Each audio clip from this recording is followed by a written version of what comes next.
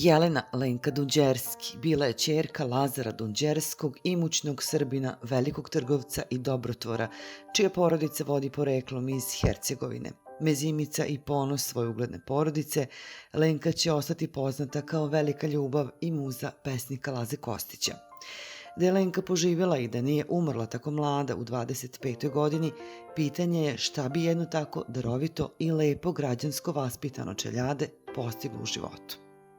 Široj javnosti nisu poznati mnogi detalji iz privatnog života Lenke, međutim, o njoj je napisana knjiga o malo poznatim detaljima iz njenog privatnog života, čiji je autor profesor dr. Zoran Subotički. Bila je veoma talentovana kao muzičar, kao izvođač klasičnih dela na klaviru.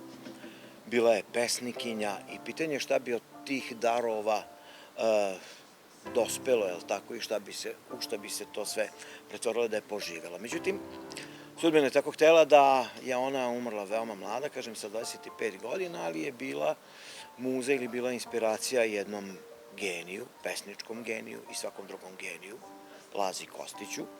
I ona pre svega ostaje negde upisana kao inspiracija za tvorbu i za nastanak naše najlepše ljubavne poeme Santa Maria della Salute. To je, da kažemo, sama pesma Santa Maria della Salute je neko mnemotehničko sredstvo koje je negde kao u nekoj vremenskoj kapsuli ostala je ona upamćena, ali i preko nje ostala je upamćena i čitava njena porodica, dakle porodica Dunđerski. Ponajviše, zahvaljujući toj pesmi, mi danas pominjemo, okrećemo se samoj porodici Dunđerski. Neki se i ozbiljno bave proučavanjem same te porodice Dunđerski. Ostalo je još mnogo toga što treba da im vratimo u jednom moralnom, vrednosnom, duhovnom smislu, pa boga mi i materijalnom smislu kada govorimo o njihovim potomcima. Postoji misterija, stiče se utisak da su otac Lazar i majka Sofija s namerom sklonili tragove o postojanju Lenke Dunđerski, što je u ondašnjoj javnosti bilo pogodno tle za ispredanje raznih verzija o uzrocima Lenkine prerane smrti. Znači, mi imamo tu jedan problem da se nešto dogodilo nakon njene smrti, da je ona nekako gurnuta, skrajnuta negde. Da li je to, ja bih rekao da je u pitanju bio preveliki bol, roditeljski, i da nisu želeli da iko povlači ili da se poziva na nju u bilo kom smislu i u bilo kom obliku. I to je jedna mala misterija šta se to u stvari dogodilo, pa je to naravno uslovilo da se pojave razne interpretacije o samoj njenoj smrti.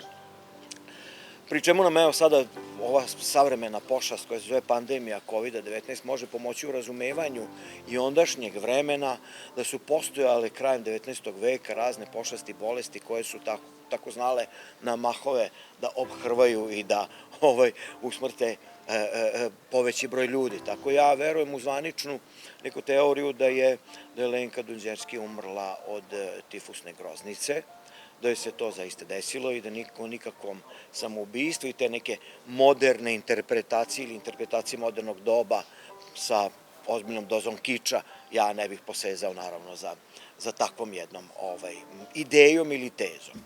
Ono što imamo kao sliku o Lenki Dunđerski stvorio je Laza Kostić, kome je ona pre svega bila inspiracija, muza, a potom i nepreželjena ljubav. I ta slika je zapravo najrealniji odraz Lenke Dunđerski.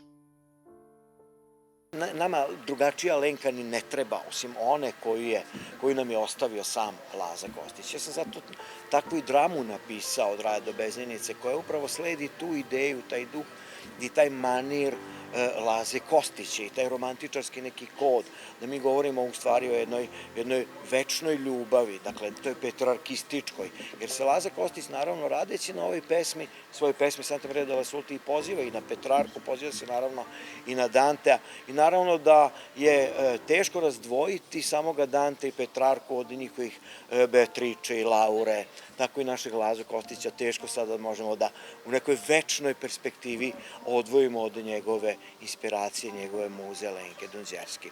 Ja verujem da je tu postalo jedno ozbiljno i duboko poštovanje, rekao bih čak jedno platonsko poštovanje između dvoje ljudi, da je bilo sigurno velikih simpatija.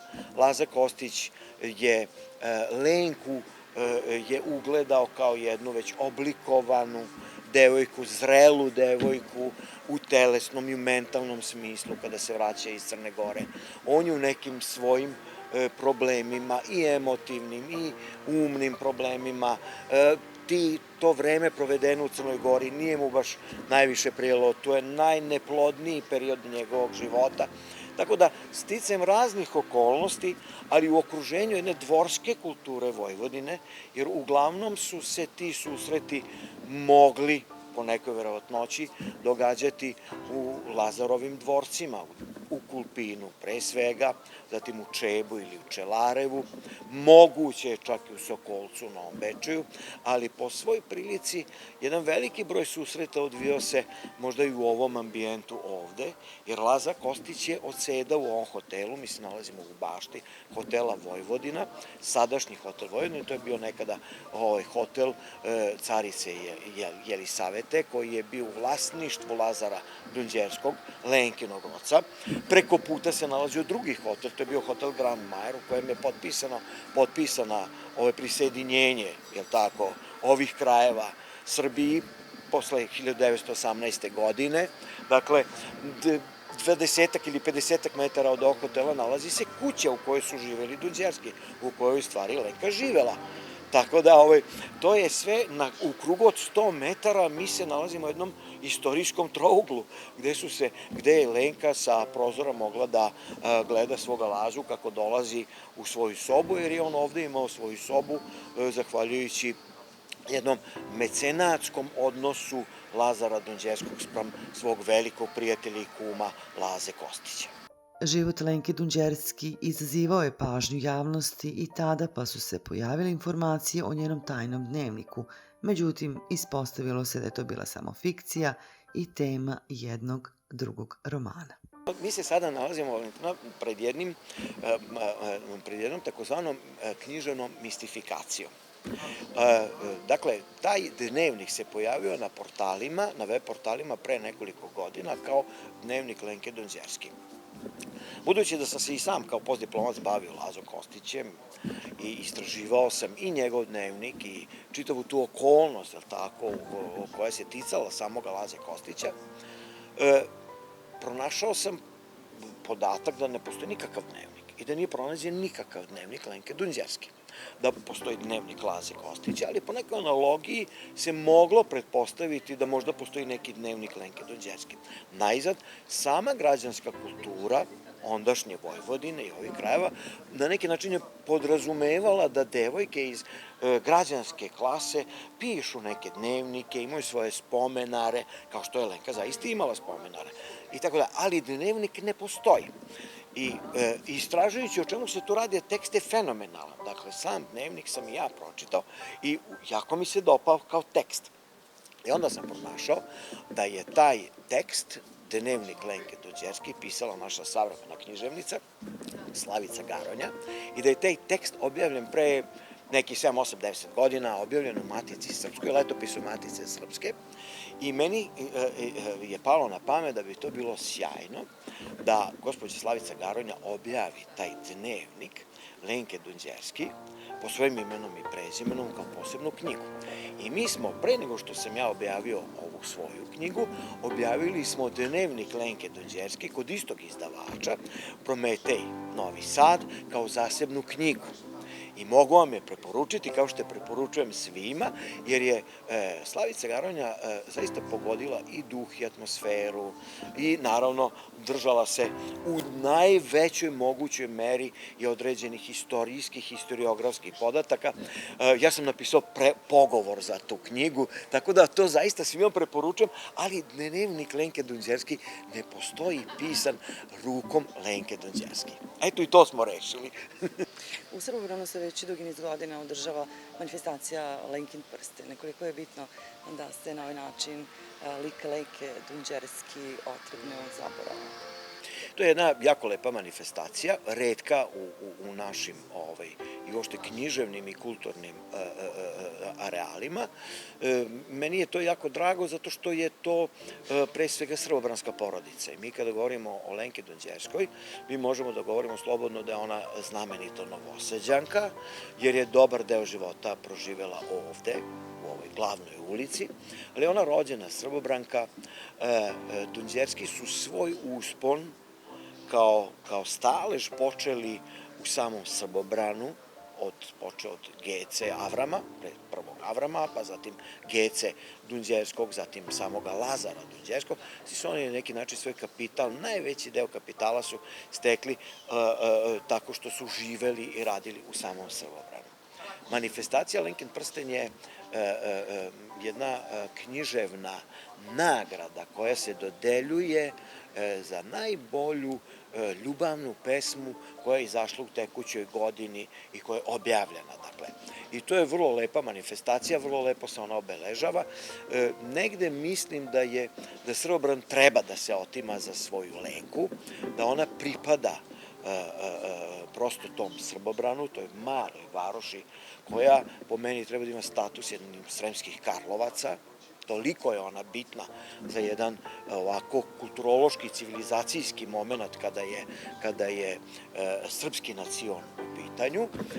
Mislim da je jako važno da se pogleda i obiđe njihova kapela. Lazar Dunđerski je podigao kapelu u kojoj je sahranio i svoga oca. Nažalost, sahranio i svoju kćer Lenku. I sam Lazar Dunđerski je sahranjen u toj kapeli koja je predivna i nalazi se na Srbobranskom groblju. Profesor dr. Zoran Subotički bavio se istraživanjem istorijskih podataka o porodici Dunđerski, pa je tako nastala i knjiga pod nazivom Čudesni svet Dunđerskih. U pitanju je dramska tetralogija, nastala kao omnibus nekoliko drugih dela posvećenih životu na imanju Dunđerskih. Od Rade Bezinjice u stvari je predstava koja govori o samoj Lenki Dunđerskoj. Ona se nalazi u jednom trouglu. Tako sam postavio čitavu dramu. Ona se nalazi u jednom trouglu između Laze Kostića i Lazara Dunđerskog, svog oca. I to jeste priča o odnosu kćeri i oca prema kćeri i same Lenke Dunđerski prema Lazi Kostiću. Naravno, i Laza Kostić i njegov odnos prema Lenki, on se doživljava i proživljava i završava tim krešendom koji predstavlja u stvari Santa Maria della Salute kao njegova životna poema. Lenka je u mojoj drami prikazana kao jedna samosvesna, izuzetno darovita, radoznala osoba, jaka, dostojanstvena, prava kćer svoga oca, ali i prava sabesednica i sagovornica velikih ljudi, pre svega velikog čoveka, kakav je bio Laza Kostić. Mi kada kažemo Laza Kostić, mi prosto moramo da ustanemo. Mi moramo da budemo svesni da govorimo o jednom geniju, govorimo o jednom čovjeku koji je govorio 8-9 svetskih jezika, koji je doktorirao prava na latinskom jeziku, koji je prevodio Šekspira kao mladi đak. Dakle, mi pričamo o jednom geniju. Pazite, nije lako voleti jednog genija, ali nijednom geniju nije lako da voli. O velikoj ljubavi Lenke i Laze Kostića govori i spomenik koji je podignut u Kulpinu, u kojem se zapravo nalaze statue Lenke i Laze. Je li i to negde posthumno kruna njihove ljubavi? A postoji jedna, rekao bih, blaga polemika između Čelareva i Kulpina, gde su se Laza Kostić i Lenka Dunđerski više sastajali, viđali kroz porodična druženja, salonska druženja i tako dalje. Da li je to Čelarov ili Kulpin? Neki misle da je Kulpin. U tom Kulpinu, u tom kulpinskom dvorcu, to je inače stari dvorac porodice Stratimirović koji je Lazar Dunđerski kupio. nalaze se biste i Laze Kostića, i Lenke Dunđerski, i samoga Lazara Dunđerskog, zahvaljujući aktivnostima udruženja građana Kulpinčana i naravno potomka samoga Lazara Dunđerskog, dakle praunuka Lazara Dunđerskog, gospodina Nikole Tanurdžića, koji je vrlo aktivno učestvovao u postavljanju tih bisti. Mi oskudevamo u umetničkim tekstovima o porodici Dunđerski. Osim dramaturškog teksta Santa Maria della Salute, potom knjige Milivoja Mlađenovića, koja se bavi tematikom odnosa Laze i Lenke, treći tekst profesora dr. Zorana Subotičkog Od raja do bezdanice ostavit će nam u nasleđe detalje iz života ove čuvene srpske porodice.